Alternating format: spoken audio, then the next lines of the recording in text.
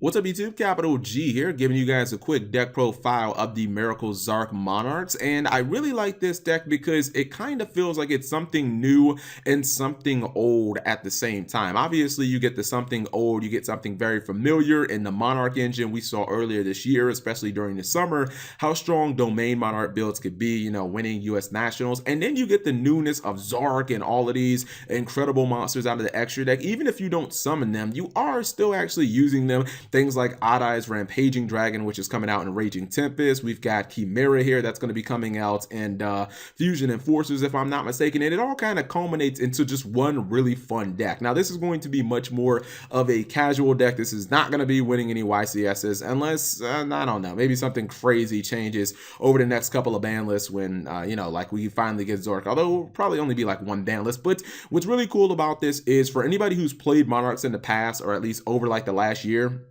especially if you've played domain variants, you're going to really feel right at home. This is not a deck with a high learning curve. For the most part, the core strategies of Monarchs are still here. In fact, if you looked at this deck on paper, I mean, outside of things like Miracle Synchro Fusion and Zaborg, isn't this just a regular old Super Quantum Monarch deck? Like, you'd be able to just play this if you've ever played Monarchs in the past. If you've played them or you're familiar with them, you're going to look at all the cards in here and you're going to be like, oh, okay, triple domain, triple return, triple tenacity, just pure just consistency cards. You've got your 1-for-1 for Edia, you have your teleport to get your blue layer, you got red layer combos, you've got your Karazes just to potentially blow up cards on your side of the field, things like Prime or other cards that you might not need, just to basically turbo through your deck as fast as possible, because this deck doesn't really want to win it doesn't really want to win a grind game. It really wants to just get to Miracle Synchro Fusion and drop a bunch of big beaters. Now, obviously, domain's not going to do as much as a regular domain deck because you are using an extra deck, but the heart and soul of this deck isn't domain. It's obviously Zaborg and Miracle Synchro Fusion, and Miracle Synchro Fusion it's kind of like a pseudo win condition if you play it right in this deck. I like it because not only does it summon these really big, huge monsters, it can summon things like Zarc, it can summon things like Nectaria Exterio, which is kind of like a win condition in its own. You can summon powerful monsters like Ultimate Axon Kicker, which, if anybody's wondering how you summon this, just drop a couple of these in the graveyard, and then you'll have your Psychic monster, and then you'll have obviously your Psychic Tuner, or excuse me, Psychic Synchro monster as well. This card obviously being able to give you light points, being a pretty big beater, and doing piercing damage all at the same time.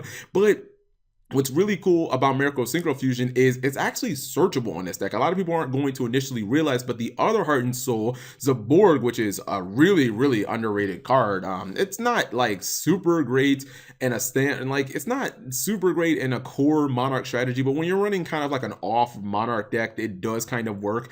Zaborg, what Zaborg can essentially do is Zaborg can send Chimera Rafflesia to the graveyard, and then Chimera doesn't care if it's sent from the field to the graveyard. Chimera basically just says, hey, as long as I was sent to the graveyard during your next standby phase, you get to add yourself a fusion card, which obviously means that you can just add this straight from your deck. So it's cool because these two cards already connect. This card sets up this card, but when you can just, send Chimera to the graveyard and instantly search this during your next turn, obviously it makes your play a lot more consistent. Another cool thing about Zaborg is it does set up for some really explosive plays.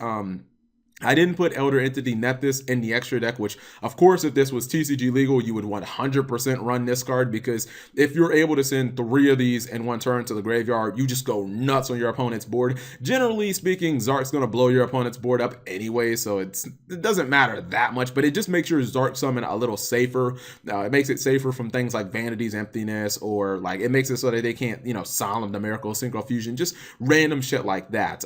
Basically, Nethys, every time it's sent to the graveyard, it basically just blows up a card on your opponent's side of the field. We know when these other cards are going to come out. Like, we know when Rampaging Dragon, when Rafflesia, when Greedy Venom Fusion Dragon. Like, we know when these are going to come out, and Zarc, but we have no idea when Nethys is going to come out. Super good card, but it's just another card that's is really good and explosive and really works well with Zaborg. But the other part about Zaborg, I was almost losing my train of thought there. But another cool thing about Zaborg, and I heard people saying, "Oh, Cap, you can counter a field Naturia Exterio and Zarc with Utopia the Lightning or with Castel." The thing about it, and what people didn't realize is you do realize that Zaborg can just pick apart your opponent's graveyard, or excuse me, their extra deck, right? I can just go through your extra deck and say, okay, I'm just gonna send your Utopia to the grave. Have fun not summoning Lightning. I'm just going to send your Castel on your 101. All the cards that you have to out my board, I'm just going to send them straight to the graveyard. And then how are you going to summon them? You're never going to be able to basically get them. It's also cool. You can send Omegas to the graveyard if for some reason you don't want to summon like Axon Kicker because, I don't know, you'd rather just have these guys. You could actually just return cards from your graveyard back into your deck. That means that you can, I guess, reuse things like Prime if you want to draw it and you want to use the on-field effect instead of constantly using the graveyard effect. It's good for like using Stormforth over and over again, using like Teleport, like a lot of these spells that are like limited to one. If you want to use your Aether again, you can just put it back in your deck and hopefully you draw it again. I guess you'll have to search it with returners or just, again, hope that you like get lucky and search it. But I don't know, guys. I think this is more of a really cool, fun deck that just comes from a couple of cards and some interactions, cards that people haven't really played that often. Don't try and tell me that people have been like playing Zaborg this entire, I don't believe that. I think Zaborg is a card that it works really well with this card, Miracle Synchro Fusion, but outside of Exterio and, Axon Kicker, there hasn't been any great plays, and now that we have Zarc, it's just another great play. And again, if you don't understand how to summon Zarc off of Zaborg, basically, or off of Miracle Synchro Fusion, you basically summon Zarc and you summon Zaborg. I can't speak straight now for some reason. You summon Zaborg, you activate the effect, you send a whole bunch of cards from your extra deck to the graveyard. You just have to make sure that you send a Pendulum Dragon, an Exceed Dragon, a Fusion Dragon, and a Synchro Dragon, which is bam, bam, bam, and bam. Just send those four to the graveyard, then you activate this, and then you summon Zarc. And,